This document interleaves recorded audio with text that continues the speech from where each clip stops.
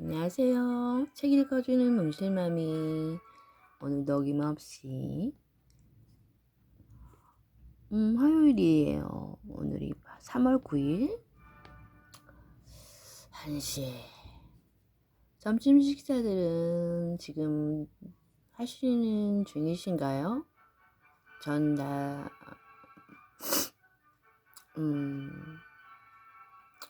먹고요.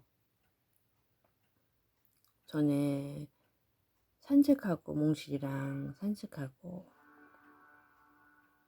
산책을 하고 나면 뭔가 운동을 하고 나면 개운한 감이 있어요. 몸에서 뭔가 빠져나가는 듯한 그런 거 있잖아요. 그래서 밥도 맛있게 먹게 되고 그런 것 같아요. 그래서 운동을 하라는 말이 그런 말이 달리 있는 게 아닌가 봐요. 운동을 조금 제가 원래 집순이라서 나가는 걸 별로 안 좋아했었거든요. 근데 실제적으로는 나가는 걸 자체를 싫어하는 게 아니라 멀리 가는 걸 좋아해요. 멀리. 잠깐 나가는 거는 싫어하거든요. 그래서 멀리 가는 걸 좋아해서 운전 연습도 했고 지금 연수는 딱 한 번 받았거든요. 근데 연수가 더 받아야 할 것 같아요. 문제가 좀 그렇네요.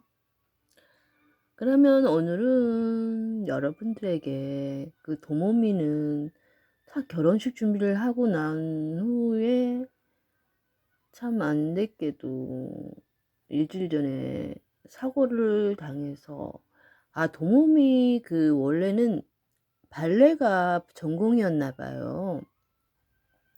그러다가 이렇게 사고를 당해서 그 다리 한쪽이 그 자기 그 다리가 아니고 의족이었던 것 같아요.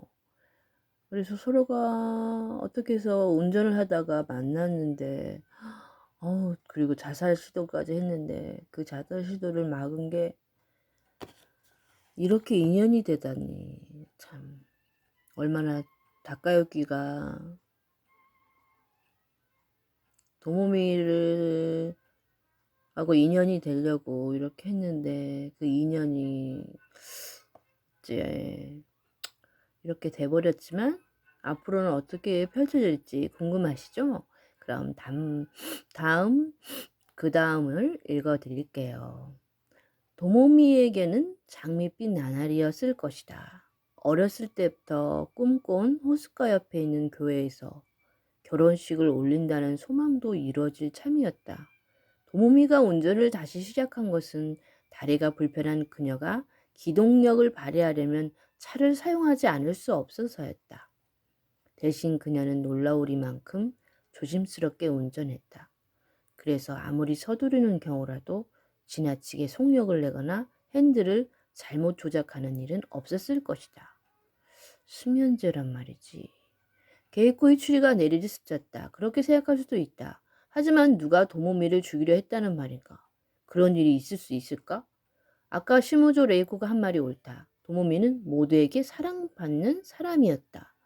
언제였다? 다카유키가 불단에 세워진 도모미 영정 앞에서 두 손을 모으고 있을 때 아스코가 옆으로다가 말란 적이 있다. 원하는 대로 좀 더 일찍 결혼식을 올렸더라면 일이 이렇게 되지 않았을 텐데 하고.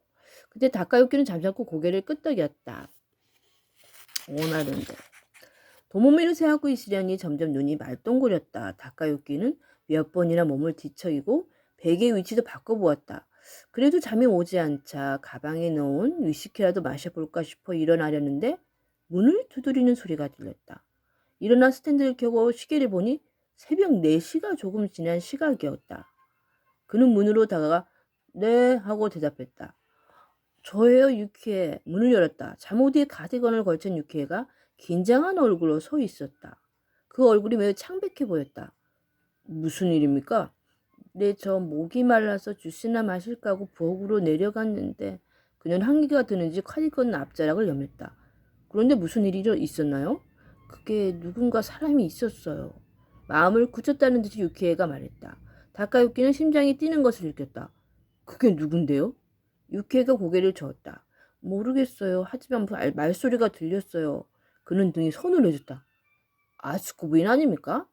아니에요. 남자 목소리였어요. 그것도 전혀 들어본 적 없는 목소리예요. 남자? 도둑인가? 하고 다카유키는 생각했다. 별장으로 전문적으로 노리는 도둑이 있다는 얘기를 들은 적이 있었다. 보석이나 그림을 훔쳐간다고 했다. 알겠습니다. 가보죠.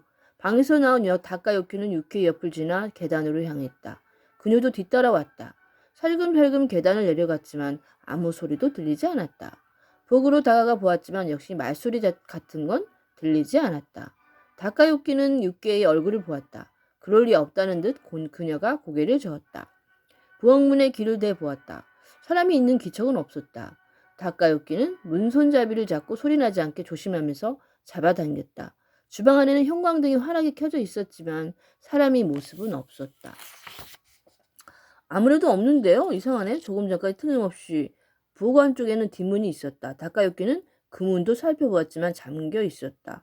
이상하다면 이상할 수도 있는 일이었다. 왜 여기에만 불이 켜져 있는 것일까? 마지막으로 주방에 나온 사람은 아스코일 텐데 그녀가 깜빡 잊은 건가? 왠지 으스스하네요. 유키가 오싹하듯이 팔을 비볐다. 그래도 도둑이 들어왔다면 흔적이 있을 텐데요. 다카유키는 유키의 손을 잡고 벽에 있는 스위치를 눌렀다. 형광등이 일제히 꺼지면서 사방이 완전히 어둠에 갇혔다. 그 순간이었다. 누군가의 그의 왼팔을 잡았다. 놀란 다카유키는 소리를 지르며 했지만 소리 내지 마! 하는 남자의 목소리 움찔하면서 소리를 삼켰다. 유키에도 조그맣게 비명을 질렀다. 소리 내지 말라니까 조용히 해. 남자가 다시 말했다. 다카유키는 몸이 뻣뻣하게 굳어오는 것을 느꼈다. 제2막 침입자. 짜잔. 갑자기 얼굴이 강한 빛이 비쳤다. 눈이 부셔 얼굴을 찡그리며 가까스로 상대를 보았다. 깡마르고 몸집이 작은 남자와 눈이 마주쳤다. 순수한 일본인이 아닌지 얼굴이 윤곽이 뚜렷하고 깊다. 남자는 한 손에는 손전등을 들고 한 손에는 권총을 쥐고 있었다. 뭐하는 놈이야? 뭐하러 온 거야? 다카유키가 물었다. 그러나 상대는 질문에 대답하지 않았다. 이 별장에 지금 몇 명이 묵고 있나?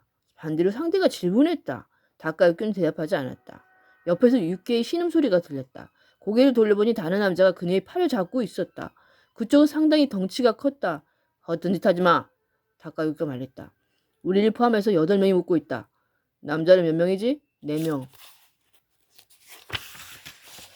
적은 작은 남자가 잠시 생각하더니 좋아 라고 혼잣말처럼 중얼거렸다. 이대로 걷는다. 다카유키와 유키에는 두 남자의 지시에 따라 라운지 소파로 가서 나란히 앉았다. 작은 남자가 스탠드를 켠 후 덩치 큰 남자와 함께 다카유키와 유키 앞에 섰다. 그리고 둘 다 총을 겨누었다. 덩치가 겨누고 있는 총은 라이플인 듯했다. 다카유키는 총에 대해서 잘 모르지만 권총이라 라이플이 가짜 같지는 않았다. 다고 여자를 감시해. 작은 남자가 덩치에 지시하고 다카유키에게서 일어서라는 듯이 손가락을 까딱 움직였다. 남자에게 등을 떠밀려 다카유키는 계단을 올라갔다. 나란히 있는 방들에는 아무 소리가 들리지 않았다. 모두들 별장에서 밤을 평온하게 지내고 있을 거라고 다카유키는 생각했다. 사람들이 묵고 있는 방이 어디지? 남자가 물었다. 방을 전부 사용하고 있는데. 좋아, 모두 밖으로 나오라고 해. 오른쪽에서부터 차례로. 오른쪽에서 첫 번째 방은 저 여자의 방이야. 다카유키가 아래층에 있는 유키를 가리키며 말했다. 그럼 두 번째 방부터. 남자가 말했다. 오른쪽에서 두 번째 방은 게이코의 방이다. 문을 3번 노크하자 반응이 있었다. 누구세요? 가시마입니다. 잠시 할 얘기가. 안에서 잠금 새를 푸는 소리가 나더니 게이코가 문틈으로 얼굴을 내밀었다. 그녀는 낯선 남자가 있는 것을 보고는 잠시 어리둥절하다가 눈을 부릅떴다. 권총을 알아본 듯했다. 밖으로 나와. 남자가 말했다. 이게 무슨 일이냐는 듯이 게이코가 다카유키를 바라보았다. 다카유키는 말없이 고개만 저었다. 빨리 나와. 얌전히 있으면 해는 입히지 않을 테니까. 옷을 갈아입게 해줘요. 게이코가 말했다. 그녀는 위아래로 트레이닝복 차림이었다. 그대로 나와. 꾸밀 필요는 없으니까. 남자가 권총을 겨누었다. 그녀는 포기하고 방에서 나왔다. 같은 식으로 시무조 레이코도 깨웠다. 레이코는 상황을 이내 간파하고는 다친 사람은? 하고 다카유키에게 물었다. 그는 지금까지는 없다고 말했다. 남자는 게이코와 레이코에게 밑으로 내려가라고 했다. 1층에서는 다구라고 불린 남자가 라이플 든 채로 기다리고 있다가 그녀들을 유키 옆에 나란히 앉게 했다. 그 다음 문에서 얼굴을 내민 사람은 아스코였다. 그녀는 남자를 보더니 비명에 가까운 소리로 외쳤다. 당신 누구야? 무슨 짓이야? 시끄럽게 굴지 마. 더 입 다물어. 강도야, 돈을 얼마든지 줄 테니까 해치지 말아요. 그 입 다물라고. 남자는 권총을 그녀의 코끝에 들이댔다. 조용히 있으면 살 수 있어. 해칠 마음 없으니까 순순히 방에서 나와. 아스코는 마치 스위치를 끈 것처럼 입을 다물었다. 하지만 문을 절반만 연 채로 밖으로 나오려고 하지는 않았다. 다카유키가 의아해하고 생각하고 있는데 남자 역시 그녀의 행동을 수상쩍게 여기는 듯했다. 그리고 갑자기 안색이 바뀌더니 문을 벌컥 열어젖혔다. 노부히코가 수화기를 드는 참이었다. 버튼을 누르던 그의 손가락이 남자가 뛰어드는 바람에 동작을 멈췄다. 내려놔 수화기. 남자가 말했다. 남편이 같이 있는 줄은 몰랐군. 큰일 날 뻔했잖아. 노부히코는 남자를 쳐다보며 천천히 수화기를 내려놓았다. 누구지? 누구도 무슨 상관이야? 나와. 오물 떠는 야스코의 어깨를 껴안고는 노부히코가 밖으로 나왔다. 그들이 계단으로 향하려고 하는데 남자가 잠깐 기다려 라고 명령했다. 선수를 교체한다. 부인은 여기 남아. 그리고 그는 다카유키의 등을 내밀었다. 당신이 밑으로 내려가. 아스코가 겁에 질려 노부히코의 가운자락을 부여잡았다. 남자가 짜증 부렸다. 빨리빨리 해. 아스코가 바들바들 떨면서 남자 옆으로 다가갔다. 남자가 그녀 팔을 잡자 조그맣게 소리를 질렀다. 걱정스럽게 아내를 돌아보는 노부히코와 함께 다카유키는 계단을 내려갔다. 라운지에서는 덩치 큰 남자가 인질들에게 라이프를 켜둔 채 두 남자를 바라보고 있었다. 앉아. 덩치가 말했다. 짐승이 웅얼거리는 듯한 목소리였다. 다카유키와 노부히코는 소파에 앉아있는 세 여자 옆에서 가서 바닥에 앉았다. 이게 어떻게 된 일인가? 노부히코가 다카유키 귀에 대고 속삭였다. 다카유키는 유키에가 부르러 온 후의 일을 간단하게 설명했다. 그 다음 도시아키와 기도 노부오가 작은 남자의 위협을 받으면서 계단을 내려왔다. 도시아키는 아직도 세탁에 파악되지 않은 듯한 표정이었고 기도 쪽은 비루하게 보일 정도로 겁에 질려 있었다. 두 남자도 다카유키 옆에 앉았다. 마지막으로 아스코가 작은 남자의 손에서 빠져나와 노부히코에게로 왔다. 대체 뭐하는 놈들인가? 노부히코가 다시 물었다. 왜 이런 짓을 하는 거지? 우리에게 원한이라도 있는 건가? 그러나 작은 남자는 그의 질문을 무시하고 실내를 오락가락했다. 커튼은 닫혀있군. 하기야 한밤중이니. 외딴 곳이라 밖에서 누가 엿볼 염려는 없겠지만 그가 낮은 소리로 혼자 중얼거렸다. 이쪽 저쪽을 돌아보는 남자가 돌아서서 다시 노부히코의 얼굴에 곤총을 들이댔다. 당신이 이 별장 주인인 모양이고 모리사키 노부히코 제약회사 해자 사장. 내게 고난이 있는 거라면 다른 사람들까지 끌어들이지는 않았으면 좋겠군. 과연 사장다웠다. 일이 닥치면 오히려 배짱이 두둑해지는지 노부히코의 목소리는 낭패한 기색이나 두려움이 담겨있지 않았다. 많은 사람이 머리 위에 서 있는 입장이니 누군가에게 원한을 살 가능성도 있다는 점을 평소부터 각오하고 있었는지도 몰랐다. 그런데 작은 남자는 코웃음을 쳤다. 당신들에게는 원한이 없어. 우리에게 필요한 건 네 별장이다. 오늘 밤 이곳에 오기라는 건 2주일 전에 벌써 결정된 일이야. 그러니 소유자인 당신에 대해서도 조사를 했지. 그리고 예정대로 온 거야. 그런데 어쩌다 당신들과 마주치게 된 거지. 당신들도 운이 없지만 우리 역시 마찬가지라고. 왜 별장이 필요한 거지? 숨기에 딱 좋잖아. 무슨 짓을 저질렀는데? 다카유키 옆에 앉은 도시아키가 물었다. 그런 것까지 당신들에게 설명할 필요는 없겠지? 만약 도망치는 중이라면. 이번엔 다카유키가 나섰다. 여기도 안전하지는 않을 테니 낮에 경찰이 찾아왔으니까 거동이 수상한 남자를 보지 못했냐고 하면서 말이야. 혹시 당신도 두 사람 말하는 거 아닐까? 그러자 작은 남자의 표정이 달라졌다. 경찰이 왔다고? 다카유키가 고개를 끄덕였다. 그러면서 그는 그때 좀 더 상황을 정확하게 물어볼 걸 그랬다고 속으로 후회했다. 총기를 소지한 범인이 이 부근에 숨어 들어있다는 걸 알았다라면 문단속을 더 철저히 했을 것이다. 덩치 큰 남자가 불안한 얼굴로 파트너를 보았다. 겁먹을 거 없어. 한 번 왔으니까 두 번 다시 안 올 수도 있다고. 오히려 안전할 수도 있지. 진이라고 불린 남자의 말에 덩치 표정이 다소 누그러졌다. 자네들이 여기 왔다는 소리는 아무에게도 하지 않겠네. 그러니 내가 나가주면 안 되겠나? 조금 전에 내 아내도 말했지만 돈이 필요하다면 최대한 협조하겠네. 노부히코가 열기띤 목소리로 말했지만 작은 남자는 피식 웃을 뿐이었다. 그런 말을 우리가 믿을 줄 알아? 게다가 돈은 필요 없어. 우리가 해야 할 일은 이 별장 그냥 있는 것뿐이야. 동료가 올 때까지. 동료가 온다는 말인가? 다카유키가 물었다. 이 별장에서 합류하기로 했어. 그게 우리 계획이야. 2주일 전에 이 별장을 사전 답사하면서 그렇게 결정했지. 뒷문 열쇠까지 만들어서 말이야. 그리고 그는 주머니에서 열쇠를 꺼내 얼굴 앞에 올리고 흔들어 보였다. 그 말을 들으니 다카유키는 납득이 갔다. 아무리 문단속을 단단히 했어도 이들은 들어왔을 것이다. 동료는 언제 오나? 노부이코가 물었다. 이르면 내일 밤. 진이 말에 여자들 사이에서 절방적인 한숨이 흘러나왔다. 적어도 내일 밤까지는 이런 상황이 계속된다는 얘기다. 그런 그들이 표정을 본 남자가 음흉한 미소를 지었다. 그렇게 절망적인 표정들 짓지 말라고. 인연이 있어서 이렇게 만난 것일 수도 있잖아. 그리고 진이란 남자는 여자들을 쭉 훑어보다가 시모조 레이코의 볼을 권총으로 쓰다듬었다. 레이코는 안색 하나 바꾸지 않고 남자의 얼굴을 노려보았다. 진이 약간 움찔나는 듯 했다. 다고 잘 지켜보고 있어. 여자들 옆을 떠나면서 진이 말했다. 덩치는 여전히 불안한 표정이었다. 어디 가는 거야? 화장실. 그러면서 진이 복도를 가려는데 야스코가 호소하는 듯한 목소리로 나도 가고 싶은데 라고 말했다. 진이 얼굴을 찡그렸다. 그때였다. 나도 아까부터 참고 있었어. 기도가 떨리는 목소리로 말했다. 아마도 먼저 말을 꺼낼 용기가 없었을 것이다. 나부터 갔다 온 다음에 진이 내붙었다. 지금은 우리가 이 별장의 주인이니까. 화장실에 가고 싶다는 사람들을 한 명씩 데리고 갔다. 온 후지는 로프나 끈을 찾아온다면서 다시 라운지에서 나갔다.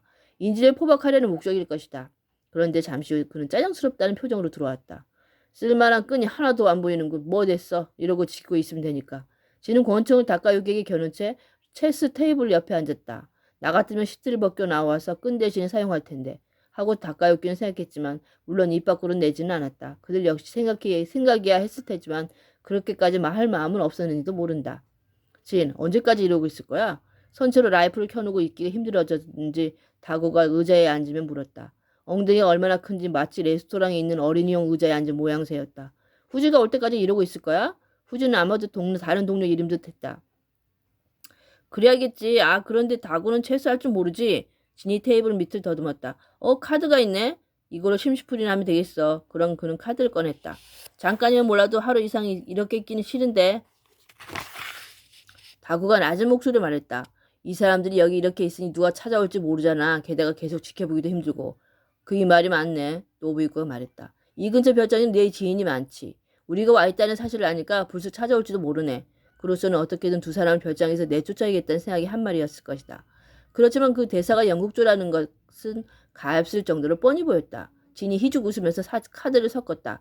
그런 거짓말에 걸려들 줄 알아? 이 근처 별장이 전부 법인 소유라는 것 좀 이미 다 조사해서 알고 있어. 기업이 휘황소라더군. 그러니 가령 묻고 있는 사람이 있다 해도 그 회사 사람들이겠지. 발이 얼마나 넓은지는 모르겠지만 설마 그 기업이 사온 전부가 지인은 아니겠지? 그 말에 노부이코가 침묵했다. 지는 콧방귀를 뀌었다. 우린 여기서 나갈 수 없어. 처음부터 여기서 합류하기로 해서 계획했으니까. 아무도 없다고 했단 말이야. 다오가 불쾌하듯이 말했다. 그런데 이건 얘기가 다르잖아. 어떻게 된 거냐 말이야. 이 별장을 선택한 사람 후지야. 내가 아니라. 지는 카드를 자신과 다구 앞에 차례로 나눴다. 카드의 숫자로 봐서 포커를 칠 모양이라고 다카유키는 짐작했다.